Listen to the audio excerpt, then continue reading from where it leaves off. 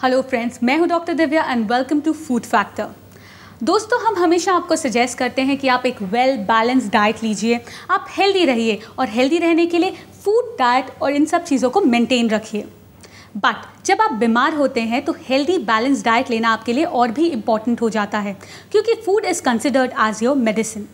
ये तो हमारे पुराणों में भी लिखा है और साथ ही साथ आयुर्वेदिक चिकित्सक भी इसी को मानते हैं। तो चलिए आज का हम पूरा का पूरा एपिसोड डेडिकेट करते हैं फूड और उसकी मेडिसिनल पार्ट्स को, और वेलकम करते हैं हमारी एक्सपर्ट डॉक्टर ज्योति वोरा का। Hello doctor. नमस्ते। हेलो डॉक्टर, सबसे पहला सवाल तो ये रहेगा कि फूड इज़ मेडिसिन, इसके बारे में आप कोई कमेंट कीजिए। इसके बारे में कमेंट करने की ज़रूरत ही नहीं है, क्योंकि हर एक कल्चर में this has been specified. Hippocrates said let thy food be thy medicine. And हमारे यहाँ संस्कृत में कहते हैं अन्न है पूर्ण ब्रह्म। दैट मीन्स हर वो इसेंस ऑफ हेल्थ जो आपके पास आना चाहिए, which is ideal for you, should come not from the medicine shelf but from your kitchen. Very true. Right. अब हम बात कर ही रहे हैं किचन शेल्फ से हमारे पास सारी की सारी मेडिसिन आनी चाहिए, तो आज का जैसे हमने पूरा का पूरा एपिसोड डेडिकेट किया है मेडिसिनल पावर्स ऑफ फूड के ऊपर, तो विल स्टार्ट विद कि अगर हमें थोड़ी सी भी सर्दी खांसी लग जाती है तो कौन से ऐसे फूड्स हैं या कौन सी ऐसी चीज़ें हैं जिनका हमें इस्तेमाल करना चाहिए? सबसे आसान ये कि आप तुलसी इस्तेमाल कर सकते हैं, उसके साथ हनी का इस्तेमाल हो सकता है। जिंजर जो कॉमनली घर में रहता है, अदरक, उसको थोड़ा ग्रेट करके एक कॉन्कॉक्शन या काढ़ा बोलते हैं, काढ़ा बना के तैयार रखें। एंड राइट फ्रॉम नियोनेटल्स, यानी बहुत ही छोटे से बच्चों को, एकदम एल्डरली लोगों के लिए ये बहुत ही फायदेमंद है। एंड जनरली जो डिस्कम्फर्ट होता है वो वायरल इन्वेजन की वजह से होता है, एंड ये वायरल इन्वेजन को थोड़ा सा कंटेन कर देता है। जब आपने बताया है कि वायरल इन्वेजन के लिए जो काढ़ा है जिसमें हल्दी नहीं, आपने कहा अदरक, हल्दी भी डाल सकते हैं। हल्दी अदरक, जी हल्दी तो डाल सकते हैं, मैंने कहा अदरक, शहद, ये तुलसी, ये सब डाल सकते हैं। तो फ्रेंड्स, अगर आपको कोई भी वायरल इन्वेजन या वायरल जैसी कंडीशन का सामना करना पड़ रहा है तो आपके लिए बहुत सिंपल है। आप तुलसी के पत्ते लीजिए, हनी लीजिए, अदरक को थोड़ा सा ग्रेट कीजिए और साथ में उसमें हल्दी डाल के लीजिए। That will be the best medicine what you can have. Correct.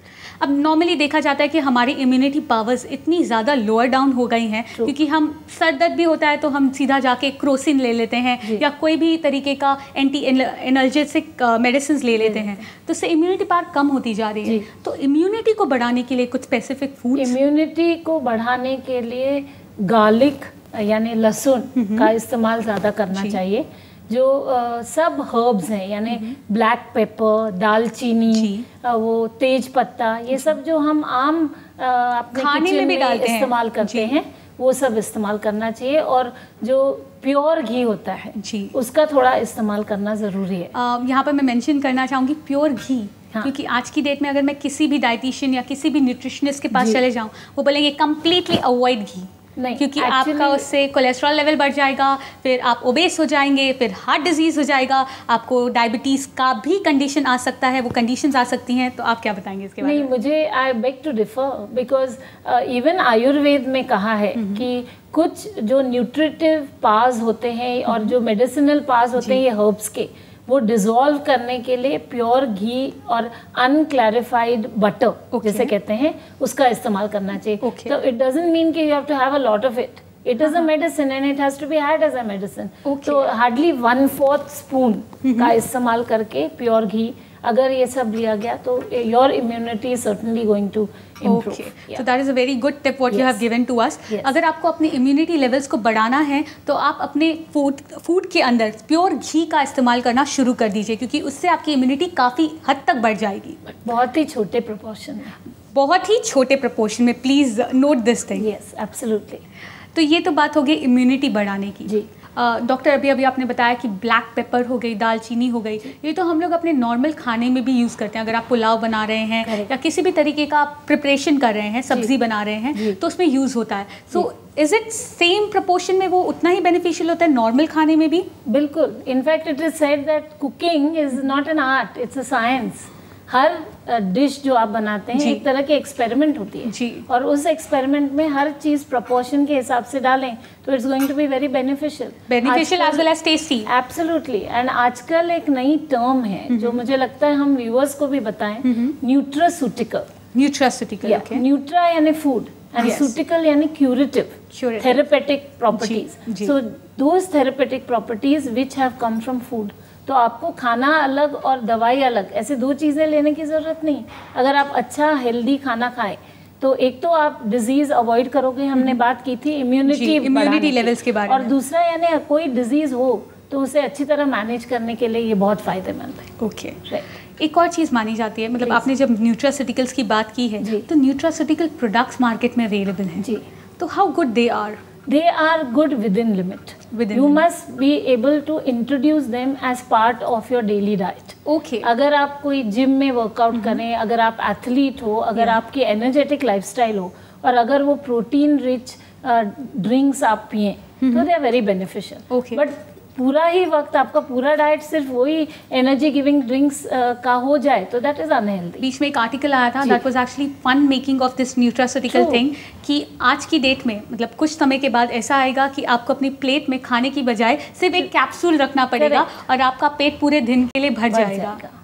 But I must remind you that food is not only with the function of filling your stomach. Yeah. It's a social, socio-cultural, psychological activity. That's very true. मैंने मतलब काफ़ी बार अपने viewers से भी यही कहा है कि जो फूड है that is more like a culture. Absolutely. कि आप सबके साथ बैठ के खाते हैं तो उसमें इमोशनल बॉन्डिंग होती है, सोशलाइजेशन होता है, तो it is everything is connected in our life with food. Food. Absolutely. And we as human beings, you know, Homo sapiens, हम जब खुश होते हैं तब भी खाते हैं, दुखी होते हैं तभी भी खाते हैं, अकेले होते तभी खाते हैं और सारे लोगों के साथ होते तो पहली चीज हम करते हैं कि खाते हैं।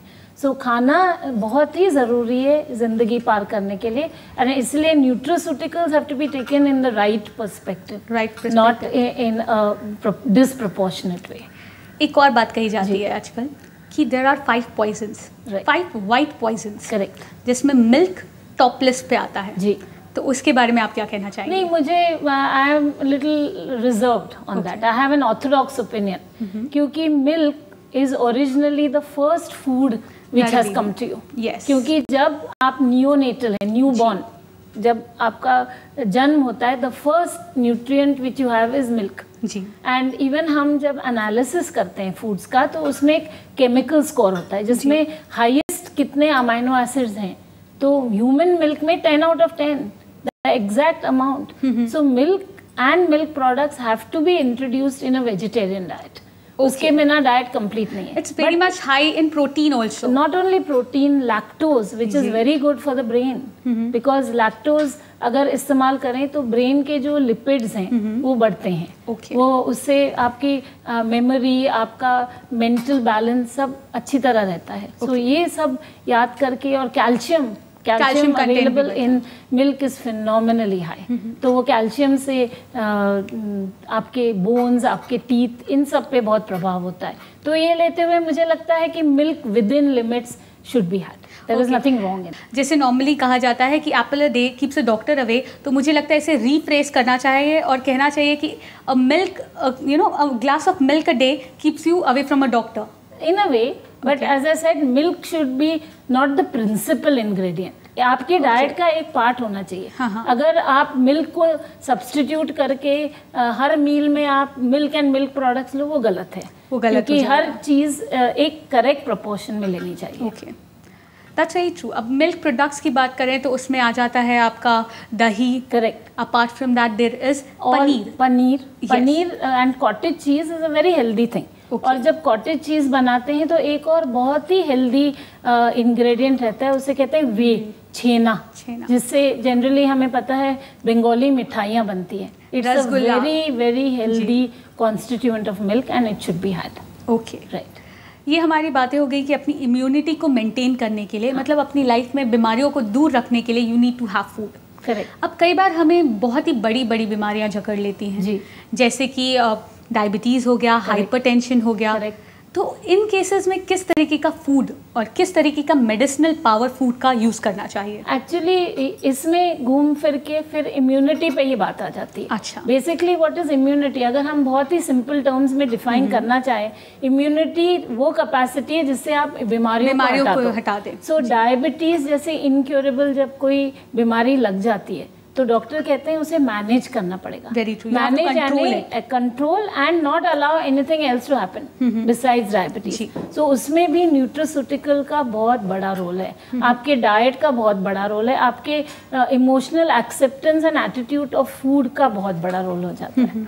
अब एक और चीज़ हो जाती है कि जब हम लोग फूड के बारे में बात कर रहे हैं, मेडिसिनल पास के बारे में बात कर रहे हैं, our brain gets certain signals. Absolutely. Sometimes, like being a homeopath, I know this thing कि कई बार हम लोग जब बीमार होते हैं तो हमारा ब्रेन हमें बोलता है कि हमें ये चीज़ें खानी चाहिए, ये चीज़ हमें अवॉइड करनी चाहिए। लाइक अगर कभी आपको एसिडिटी हो जाती है तो you feel like having something cold. Correct.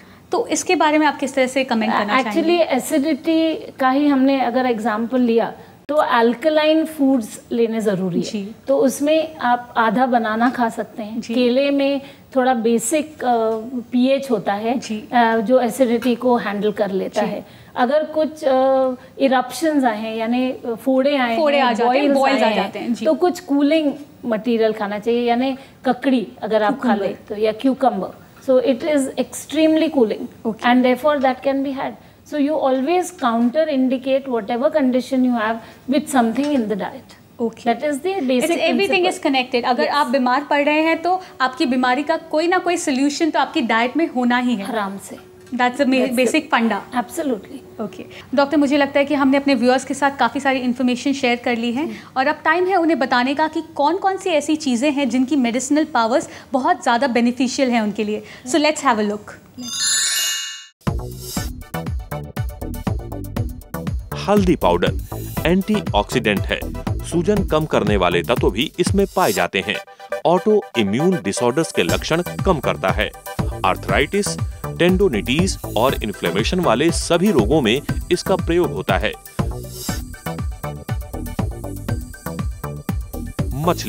मछली का तेल सिर दर्द दूर करने में मदद करता है। अदरक सूजन और दर्द को कम करता है।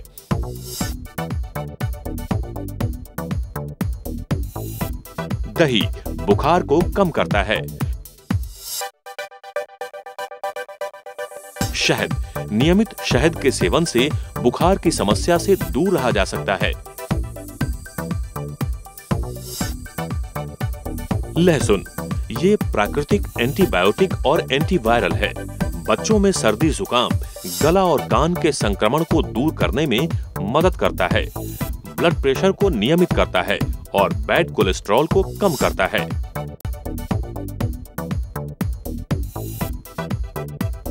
पुदीना के पत्ते पाचक तत्व की तरह प्रयोग किए जाते हैं, जो सीने में जलन, अपचन और चक्कर आने में राहत देते हैं और लाभदायक होते हैं।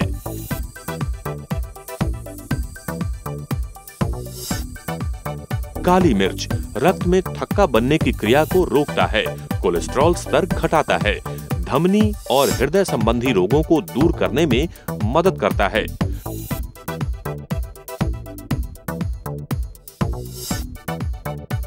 शिमला मिर्च पाचन तंत्र को जागृत करता है, दांत दर्द में राहत देता है और रक्त को नियमित करता है।